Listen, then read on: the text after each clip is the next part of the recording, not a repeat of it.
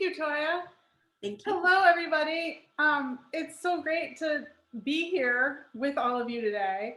I was telling Toya before we started that in the category of unexpected things, my neighbors are having just a crazy party in their backyard. And Toya said she couldn't hear their music. So I'm hoping that's true of all of you because they are really going at it over there.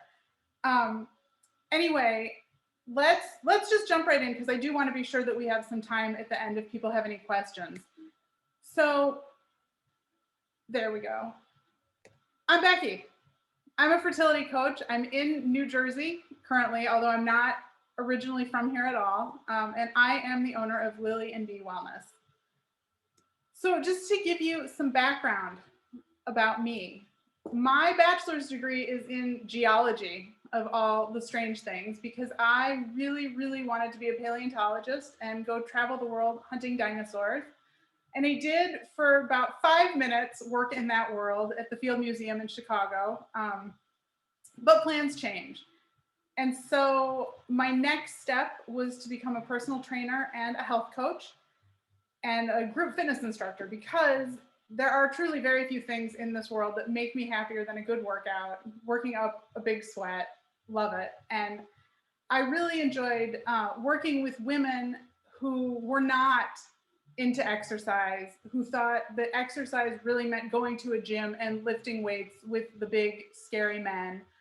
And so it was always fun for me to show them that exercise and movement does not mean that, and to work with them until they hit that moment where they realized that exercise was actually helping them to feel better in their lives.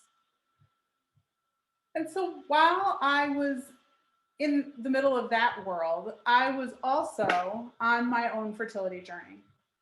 So we started trying to have our first child after we'd been married for 3 years.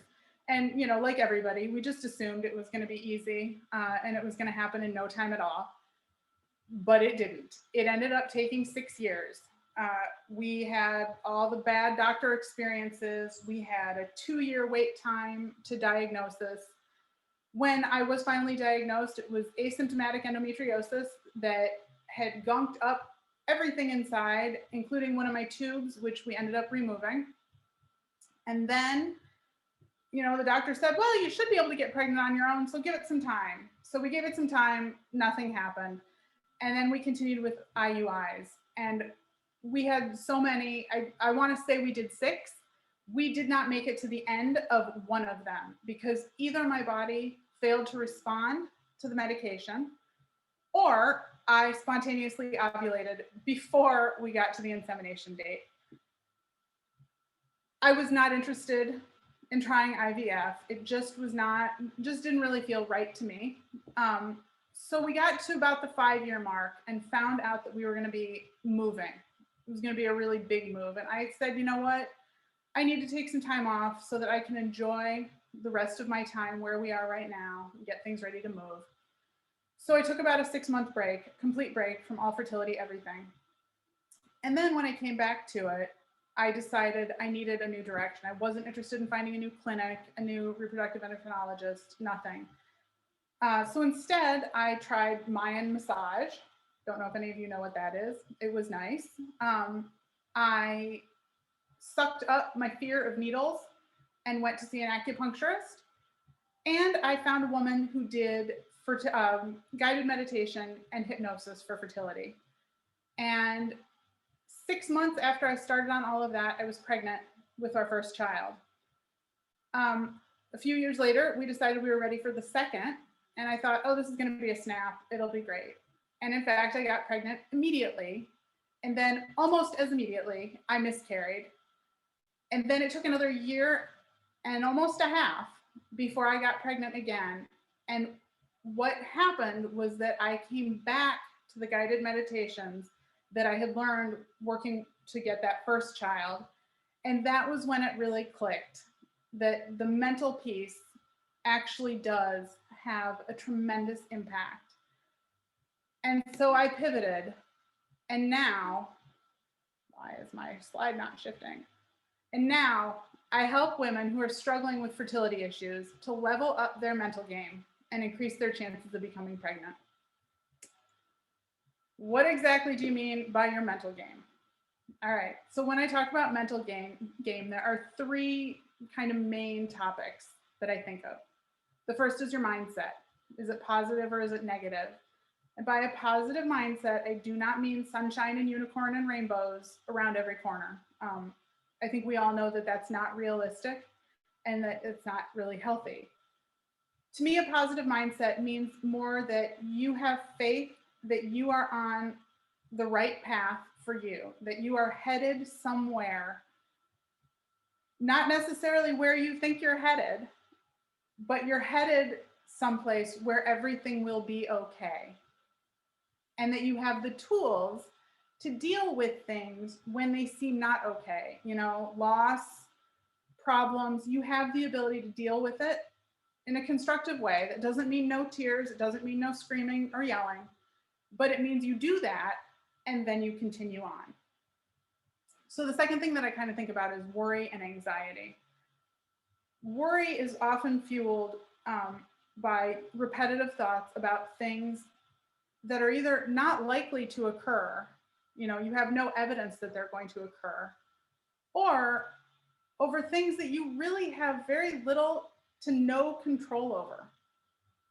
And the honest truth is there's no point in worrying about either, because if there's nothing you can do, or if it's not even going to happen, then you're just spending your energy when you could be spending that energy on other better things. And then the third item that kind of plays in with both of these is stress level. My guess is that all of you at this point would acknowledge that infertility is really crazy stressful, and it leaves you feeling kind of out of control, kind of frantic, and totally stressed out. And I know that the worst advice anybody can give a woman who's trying to have a child is, oh, just relax and it'll happen. And I would never say to you, just relax and you'll get pregnant like that, because I don't believe that's true. But your stress, an elevated level of stress for a prolonged period of time, makes everything reproductively and just generally more difficult. You know, it it decreases blood flow, it knocks your hormone balance out of whack, and it makes you feel lousy. So how do I help people improve their mental game? So some of the main things that I use are guided meditation, which I'm going to take you through in just a minute. Hypnosis, which is a close cousin of guided meditation. Breathing techniques, journaling exercises, and really often just caring and supportive conversation, because frequently, women who are going through infertility don't necessarily have a lot of people to talk to who really understand what it means and what it is. All right, so I'm just going to throw this up now in case we get pressed for time at the end and I don't get to come back to it. Come by my booth, send me an email if you have any questions at all about what we're about to do. And let's go find our happy place. All right. I'm going to stop my share.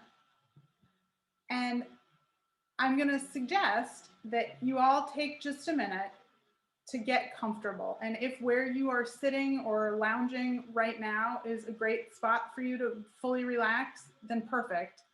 But if you want to take a second and get up and go put yourself someplace where you've got a better shot at totally relaxing, do that just right this second.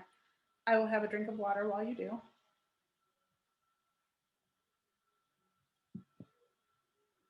Okay. So to get started, the first thing I want you to do is just start to focus on your breathing. You're going to breathe in through your nose and out through your mouth, and just let your breath flow. You don't need to worry about controlling it, about slowing it down, anything. Just breathe it in and blow it out. And as you do this, notice the sensations that go along with it. You know, how does that air feel as it flows in through your nose? Can you feel it traveling down your throat? And then what happens in your body? What do you feel in your chest, your abdomen, your shoulders, even your back? And then when you go to exhale, what are the different sensations that you feel there? As you exhale, are you able to release a little bit of tension when you blow that air out? Just play around with that for a second and see what happens.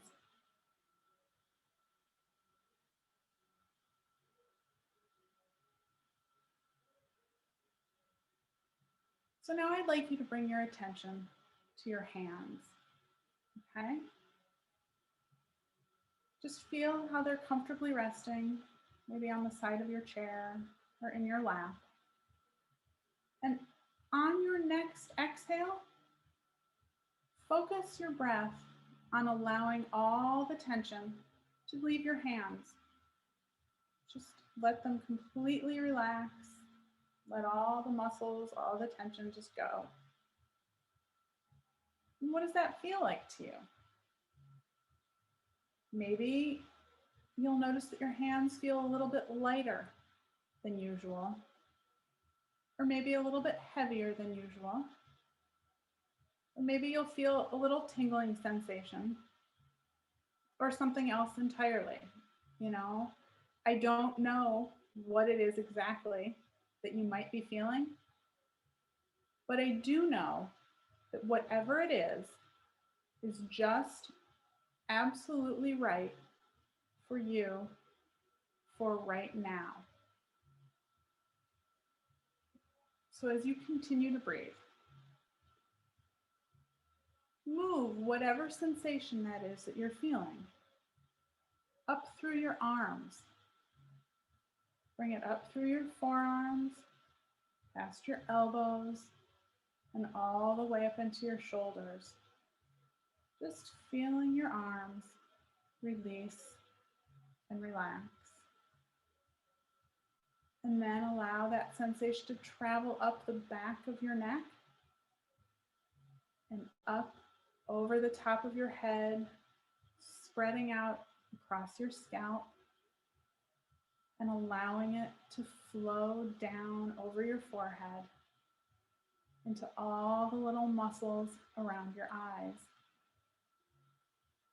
And if you've had your eyes open to this point, you might feel that your eyelids are starting to get really heavy and that you just would like to let your eyes close.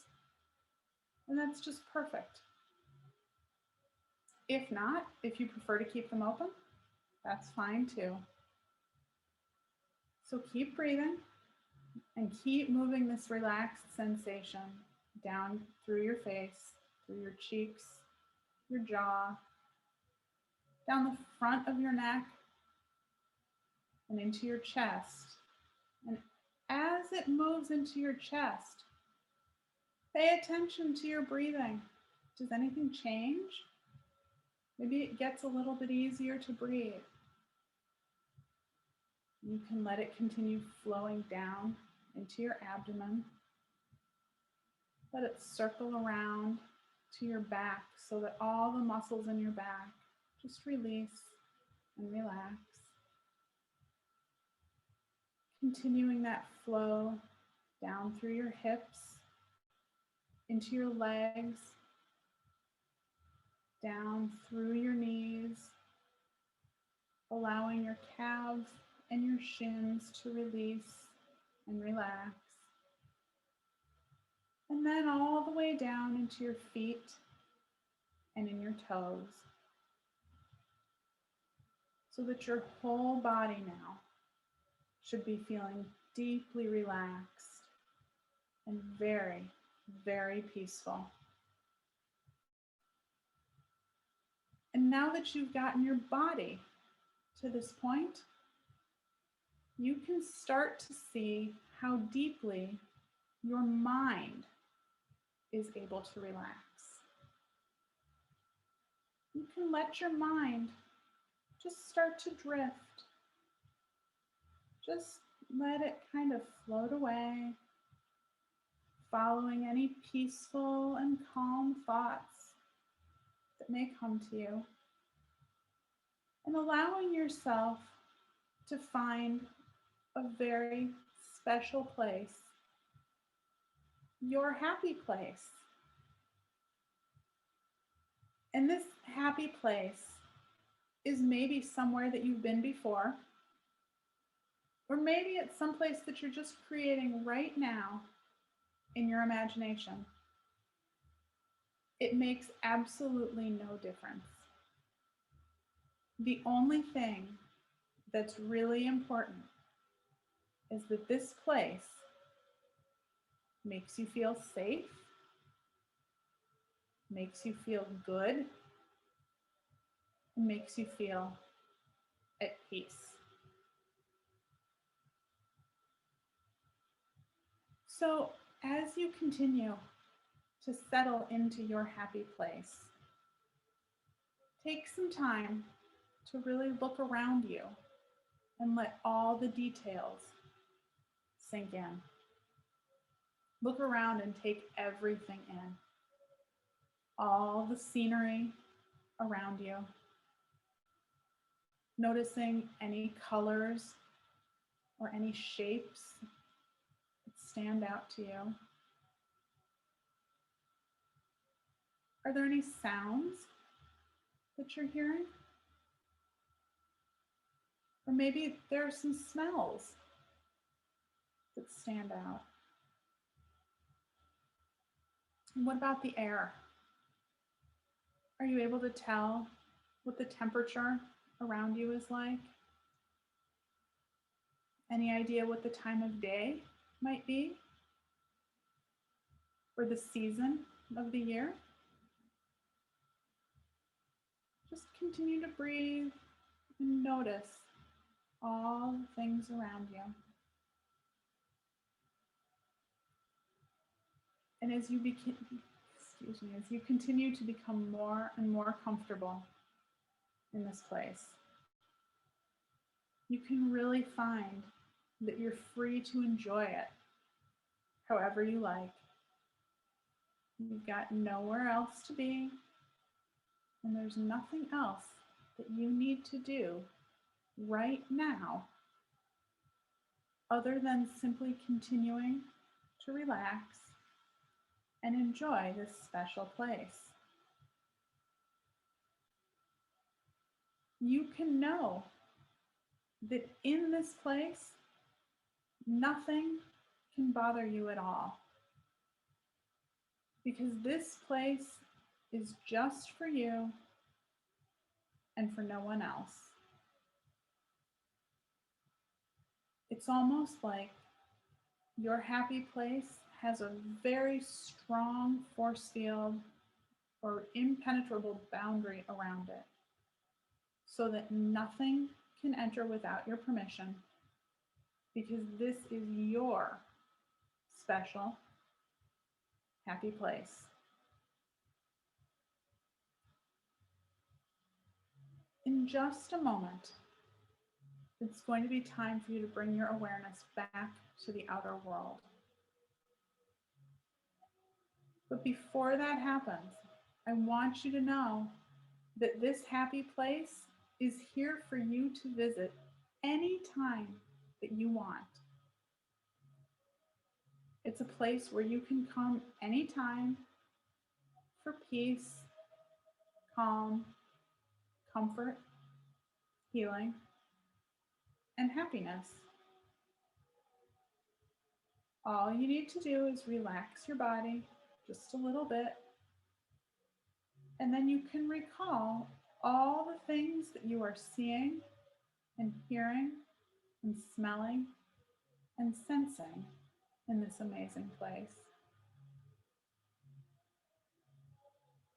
And when you do come back to the outer world, you can bring with you the feelings of calm and peace that you're feeling right now,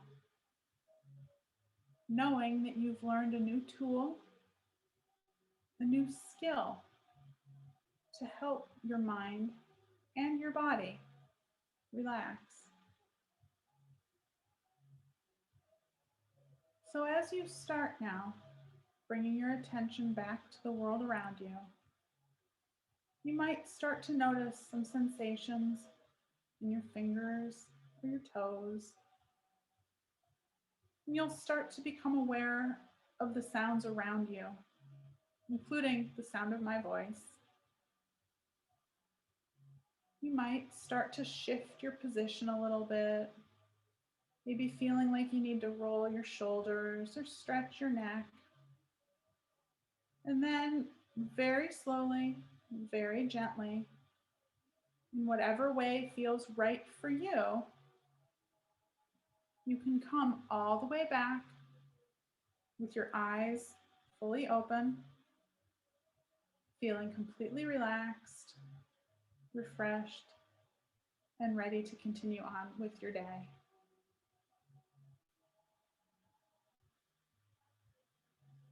And after you take just a minute to come all the way back and to get your bearings about you again, I'd be more than happy to take any questions if anyone's got any.